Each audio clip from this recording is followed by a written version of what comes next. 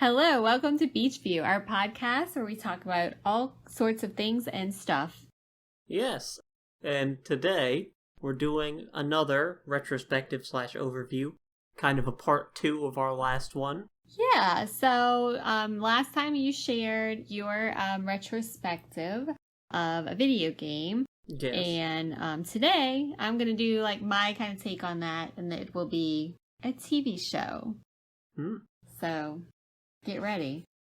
Have you ever watched MTV's The Real World? I have not. Oh, you're missing out.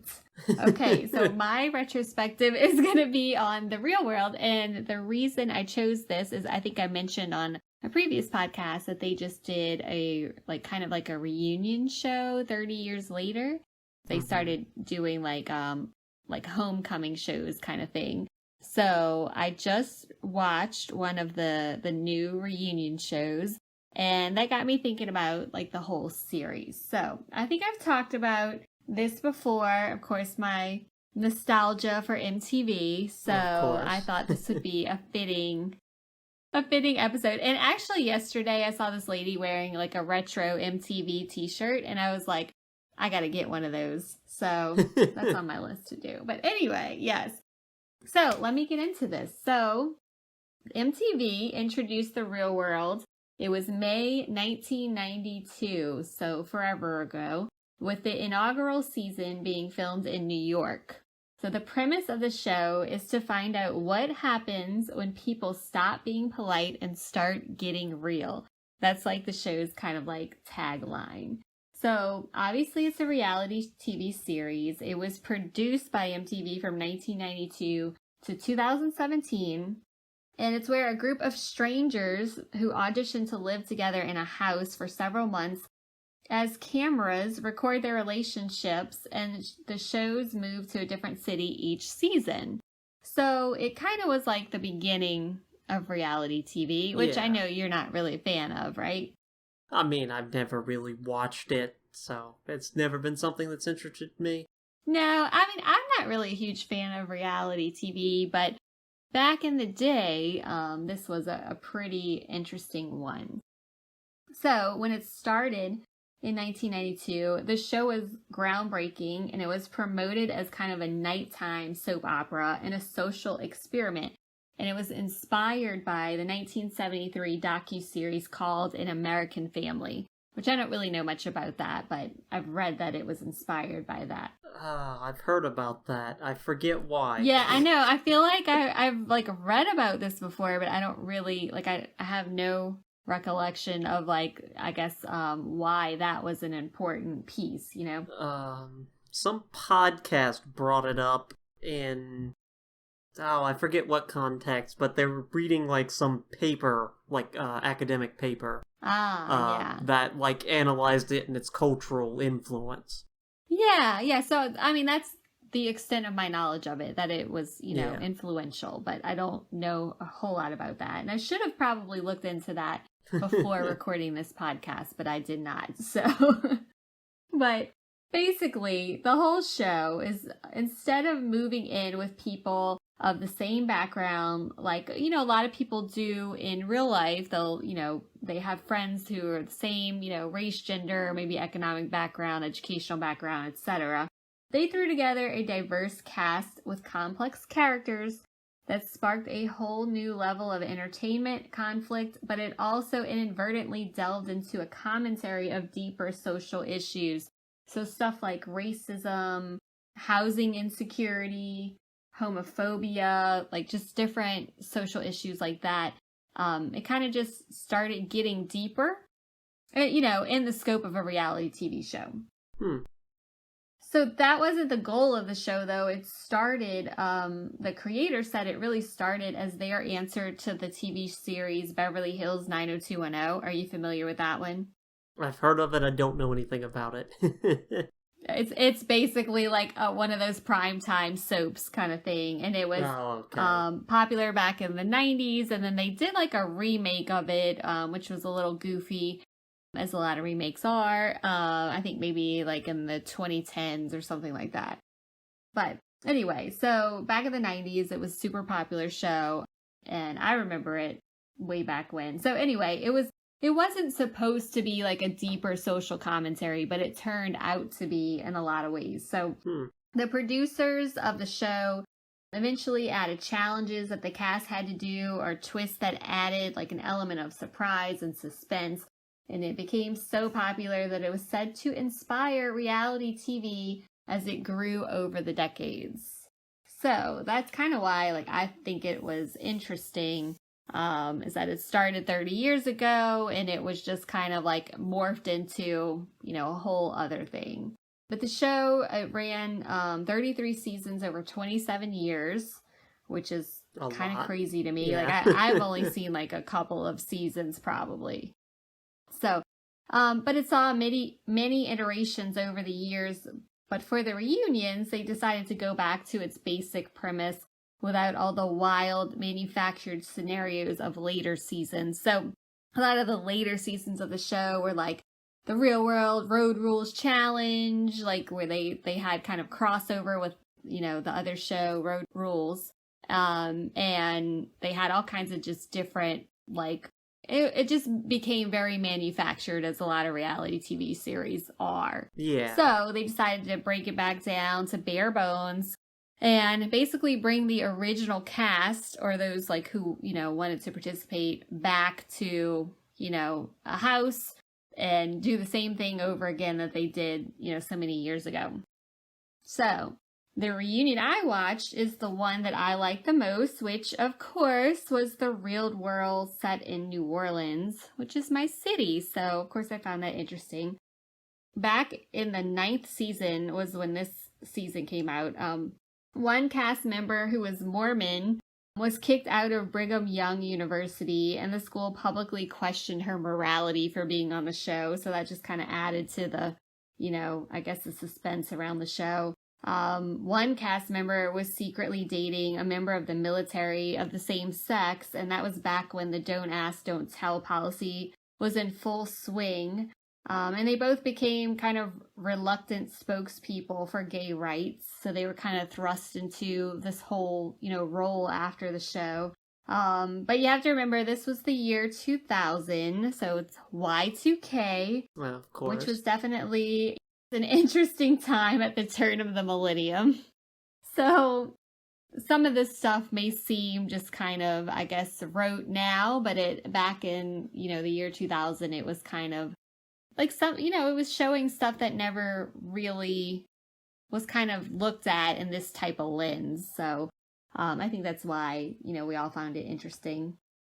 But this time, the cast stayed only 14 days in a mansion. So for the reunion show, it was only a 2-week, showing where they brought the original cast back. And they stayed at a mansion in the city. And it was like, a whole homecoming, like kind of like a school reunion type of experience. So as you can imagine, arguments ensued. There was a whole lot of unfinished business from the original show that surfaced. The cast was just as quirky and wacky as ever. But it was different because the people are now in their 40s and they've established, lives of their own. They've all kind of like looked back at like where they've been over the last 22 years. And so it was interesting, for one, I think, to catch up with the characters, see what they were doing, and two, to see kind of how they all interacted now that they've had all this life experience, like 22 years later. And I think thirdly, like, it was fun looking back at the original, they would show kind of snippets of the original show, and to see how some of the characters, like, or I say characters, some of the cast still kind of fit those same, you know what I mean? Like 22 years later, they still very much had the same kind of, viewpoints. And some of them grew, some of them didn't.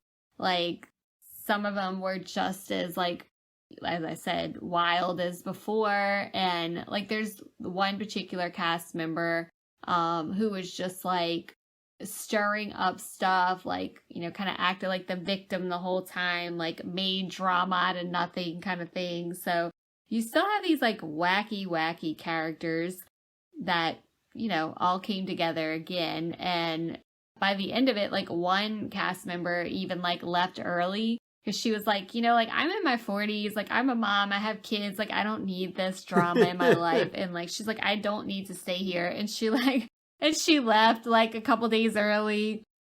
So, or it might have been one day early. I don't know. She was just like, nah, I'm going. I'm bye. So I thought that was kind of funny, like setting those boundaries. Like I'm a grown woman. Like I don't need to do this, So I am 30 or 40 years old and I don't need this. Right, like I don't need that in my life. So that's a meme. Oh, I got you. Yeah.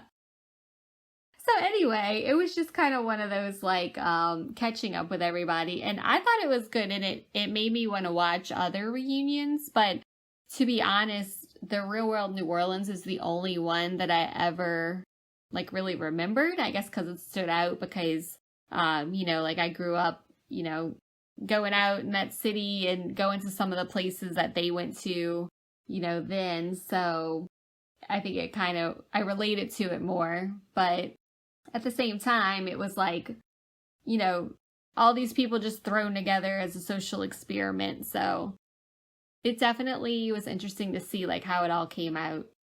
But yeah, I don't know. Do you think that's something that you would ever watch? I mean, probably not. Like, I don't think I would watch a reunion of something I didn't watch in the first place. Well, yeah. Yeah. Exactly.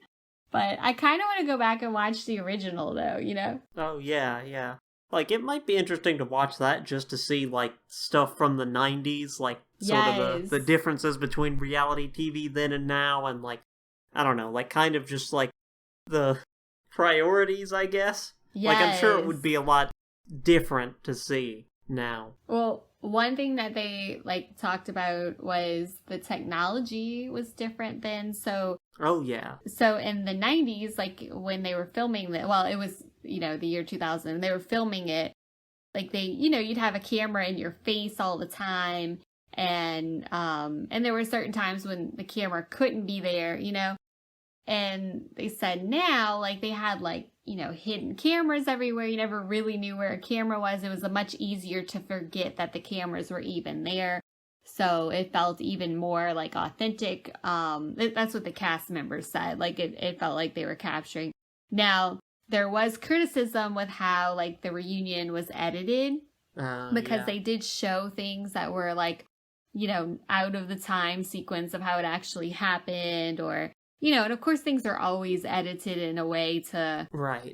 Build suspense and show more conflict and kind of show one-sided things. But I think that the cast said it was very real, but the editing kind of made some things feel different than how it actually happened.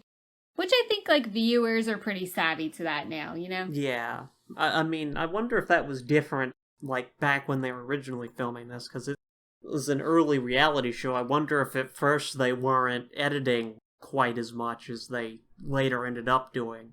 Yeah, I mean, I feel like any show, when you have hours of documentation. Right, I mean, you have to. Yeah, right? It's going to be heavily edited, right? But yeah, I'm curious about that too. Like, I'd like to go back and see how it was. But I do think for me, the most interesting part was when they would have these like, so on the show, like they have a big TV screen and like they'll get this like mail kind of that shows up on the TV screen that they read and then they discuss.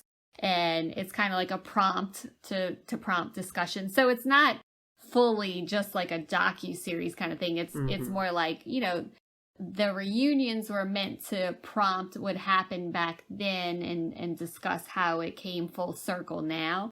So some of the things they showed like old footage, from the early show. They showed like never before seen footage and kind of got into those social issues. Of course they got into like racism. Like there was, a white woman said that one of the black men cast members like hurt her, and he was trying to explain to her that like you can't say stuff like that. Like it's a different view of being a black man. The perspective is different when you say that I hurt you when he really didn't hurt her. So anyway, it was like a whole thing that they discussed. So I liked how viewpoints from 22 years ago versus the viewpoints now. Thought it was very interesting, and all of the cast members said like they see a whole new, I guess a whole new view of how things are in society, and they're much more sensitive to others now, which I think obviously comes with maturing. Yeah. But also where we are as a society now, I feel like we have more, I guess, education and knowledge of how to see things from different perspectives, and how what you say really makes a difference. Although a lot of people don't follow that, obviously. But anyway, it was very interesting to see what times were like 22 years ago to now. Yeah. And it just being in New Orleans made it more interesting to me personally. Yeah, of course. Yeah. So, I mean, it was just kind of, it was one of those, I think they did a good job. Now, this is the only reunion I watched. I haven't watched any of the other ones. So, yeah, the first season in New York was what launched it all in 1992. And of course, I was too young then to pay any kind of attention to that. But I think like going back to watch would be pretty interesting. Yeah. Did you watch any of the other seasons of The Real World back in the day? I did, like, probably right around, like, 99, 2000, early 2000, like, and again, I only caught, like, a few seasons when it was actually on, and for the most part, it was, like, when I was off for the summer, like, in high school or in college, around that time that I would, see some shows on MTV. But I liked the other show, Road Rules. I think I liked that one better because they were like on the road traveling from place to place doing different challenges. But I watched probably more of that than I did The Real World. But I think it's just fun to go like just watch those old shows. I don't know. I just think it's like really funny sometimes to see kind of how different the viewpoints are now, like some stuff that they would say back in the 90s, like you could never say that today, or you shouldn't say that today, in other words. So I think that is just, it's just really funny to me. And then seeing it from these people being like, I think some of them are like 19, 20, when they first filmed the show, and now they're like in their 40s. And it's just funny to see like, there's still drama, but like obviously as adults, it's like a different kind of drama than as like young adult, you know what I mean? So I think it's definitely more interesting with like younger adults because you're still like a little more uninhibited and like not knowing any better, Yeah.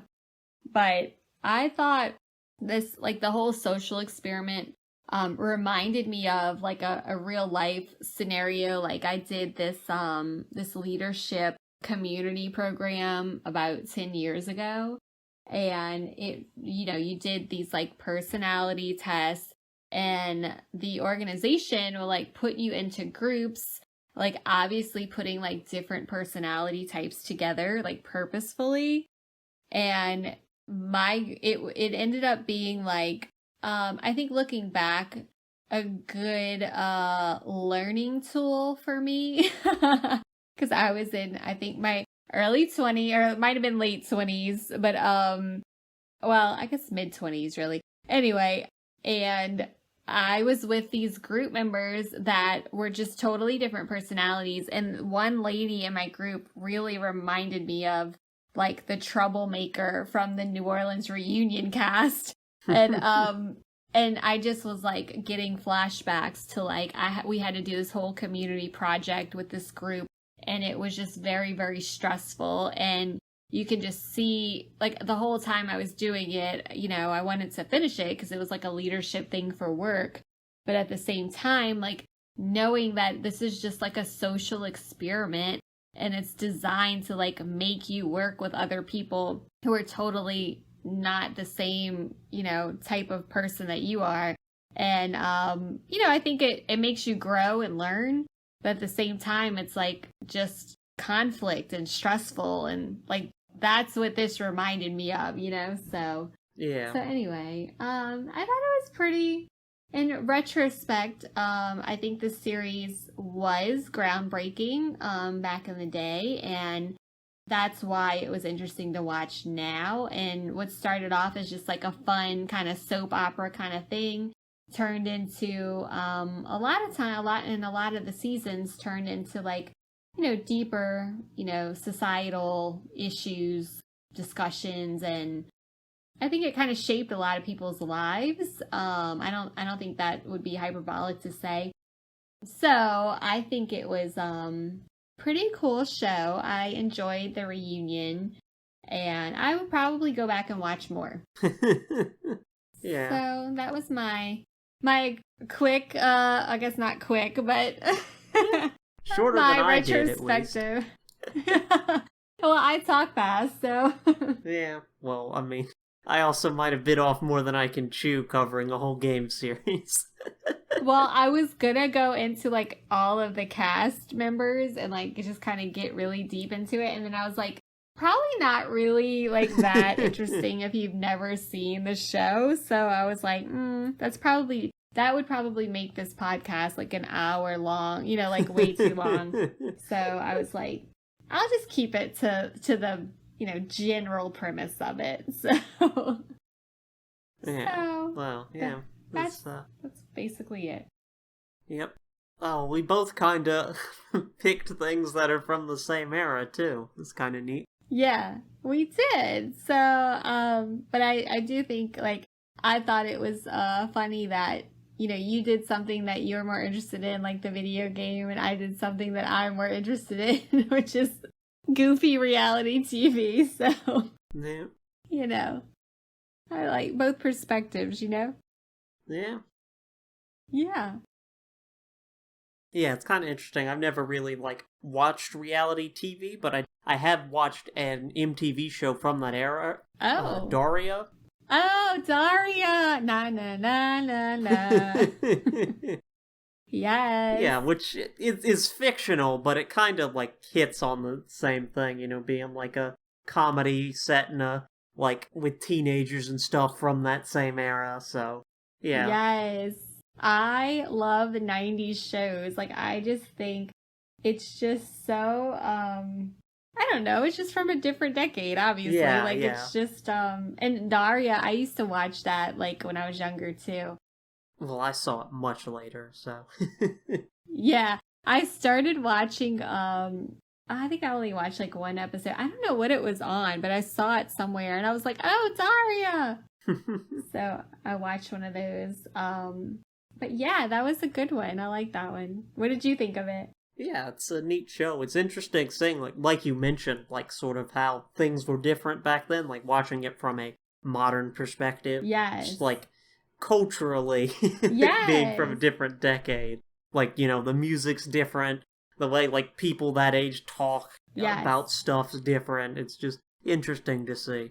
It's definitely different, and I like that. And even, getting back to the real world, so even though it brought up all this cultural discussion, etc., I think that I've read one article that said, even though that was the case, the producers and the editing still focused on two main white characters, white attractive characters kind of thing, when it first started. And so it still took time.